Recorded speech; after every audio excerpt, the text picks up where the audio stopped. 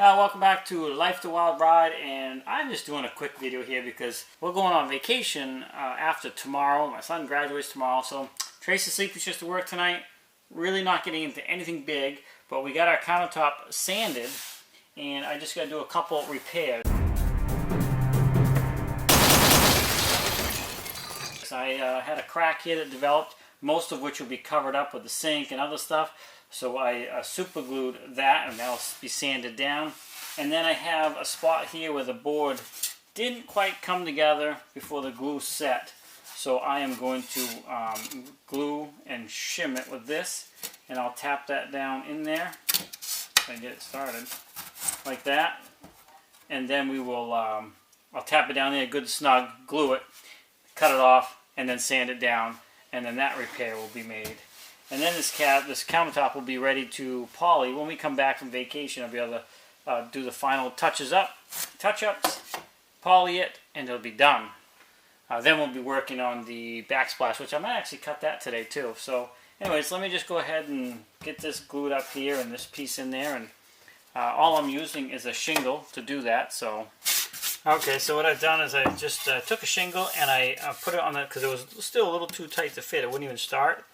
So I sanded it to more of a sharper point so I can get it down in there a little ways before it really jams up and I can tap it down in. So that's what we're going to do here in just a minute. Alright, so the first thing I'm going to do is get some glue on the board. I'm just going to probably squeeze some down in there. Probably won't need any on the board, to be honest with you, because when I get that down in there, it's gonna pull all that down in anyway. Alright, so I'm just going to go ahead and, sorry for the bouncing.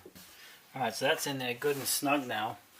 And I ripped this down to size too before I sanded it. And I wanted it, exactly the right size to get down in there. So that's really it. I'm not going to mess with that. I'm just going to leave that alone, let it dry. And then we'll cut it off. I probably could cut it off.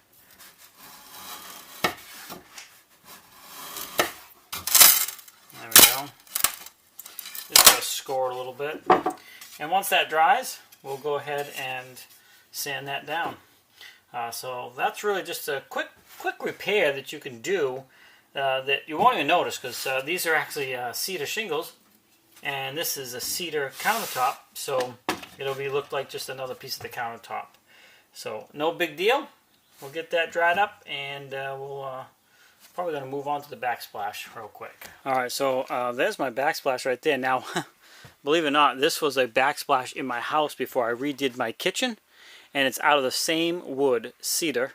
So this is about 11 inches wide, and I only need 5 inches on each side of the bus, so I'm going to be able to rip this down to the 5 inches I need and put it on the bus as the backsplash on there. So again, reclaiming, reusing stuff saves money, and why waste something if you can use it? So we're going to go ahead and cut that down at 5 inches here.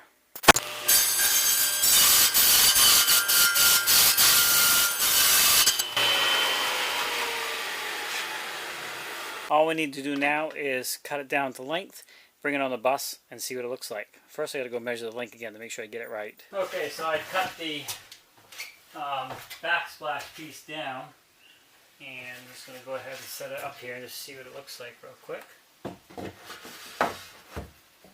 So that gives you a rough idea right there. Now that's a lot darker because that's already been coated because we had used it in the house.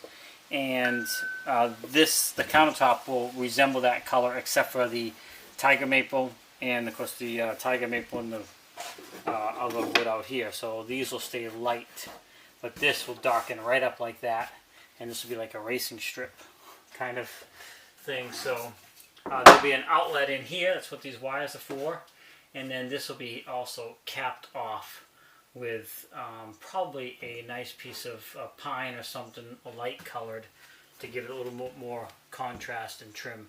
And we'll cap that off, something like this.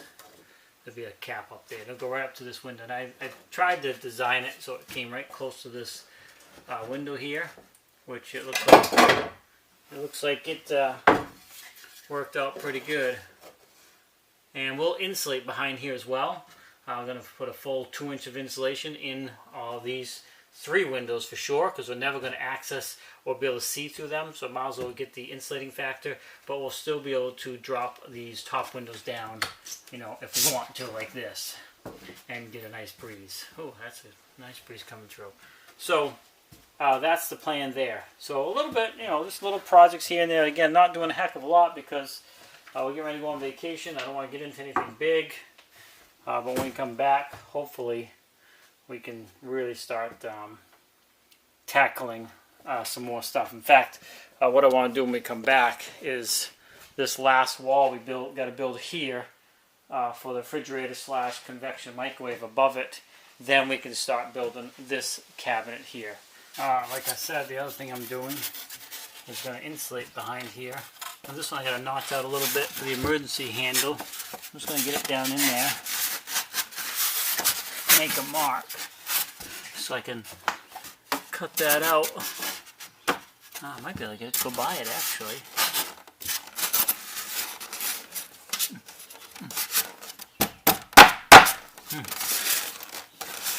I'm only going to go a little bit more on this side and get that right in there like that. And then that window will be insulated. So you can see what's hitting over there. Okay. I gotta trim that corner a little bit. There we go. There. So that'll be in behind, and that lower window is now somewhat insulated, better than nothing at all. And we'll do that on the next 2 as well. Let's try that again.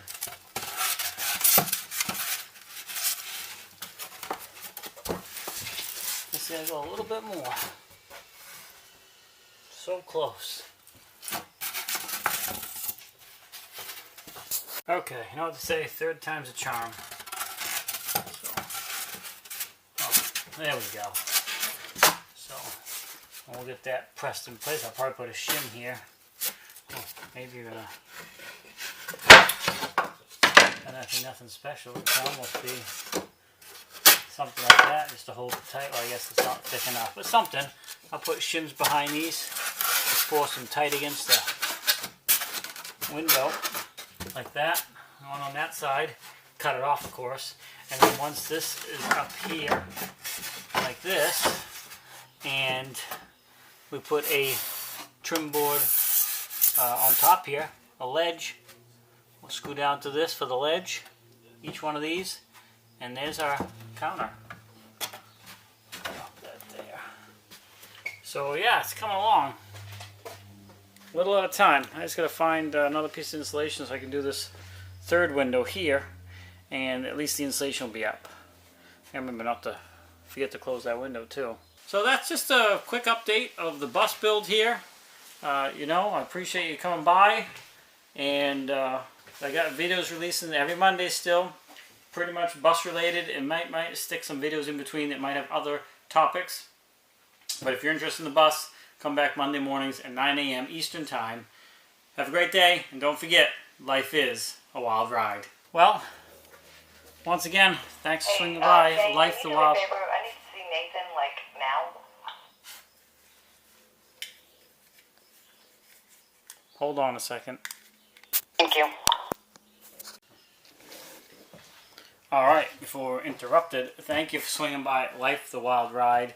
Another project just slowly getting done, but hey, every little bit counts. Have a great day, and don't forget, life is a wild ride.